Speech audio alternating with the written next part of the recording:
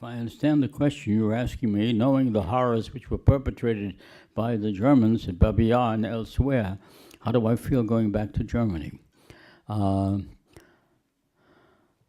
understand the question very well, and I faced that question when the West German government offered to give me their Medal of Honor, like the Medal of Freedom given me here, their highest civilian award, Verdienstkreuz Erste Klasse, Order of Merit First Class. And I thought, how will some of the victims feel? And I was familiar with the fact that some of the victims said it would be a disgrace to sit down with the Germans and negotiate, as I did, a treaty to compensate the survivors. I said, how would they feel? Some of the survivors refused to accept any money. Others said it was a treasonable, despicable act to sit down with the leaders of the country who tried to exterminate them all and start talking about money, payment. You know, he would dare to sit and ask for payment, who killed my family, and so on. So there were very strong feelings, the type implied by your question. Did I have such feelings? I did not have those feelings at that time either. I didn't think there was any justice in allowing people to commit the crime, then keep the spoils with somebody trying to get them back. And I thought the needs of the victims had to overcome that. But in connection with my accepting the award, I decided that it would be wrong for me to say, no, I will not accept it. I would be putting the children responsible for the crimes of their parents. And I thought that was unfair.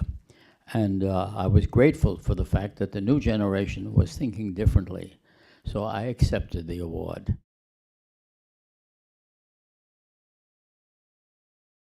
Silence is no excuse.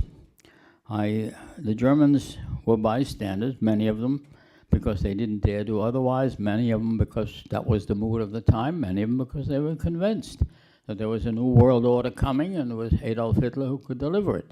Most people who supported him felt that way, there's no doubt. But the ideals, it was Ohlendorf, Dr. Ohlendorf, who killed 90,000 Jews, who said, we have to do that. And he, because we presumed that, well, he didn't say presumed, we knew that the Russians were planning to attack us.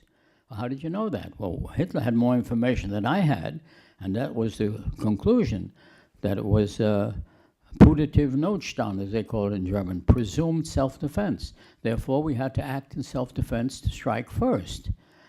And I said, you attack, Germany attacks Poland, Holland, France, Norway, all the countries. No one was attacking Germany. Yeah, but if we know they're going to attack, then we're entitled by law to go and proceed. Well, the judges, 3 judges, American judges in this case, led by Michael Minow, Supreme Court of Pennsylvania, said it's a terrible idea that if everybody thinks that he's going to be attacked by his neighbor, therefore he's entitled to go across and shoot him in anticipation in order to avoid the attack, what kind of a world would we have?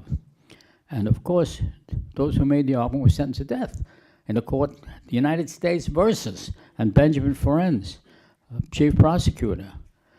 And you know, when I read that the military manual, the Quadrennial Defense Review, does not prohibit anticipatory self-defense, it means that's still a reserved right, reserved by the United States Army today.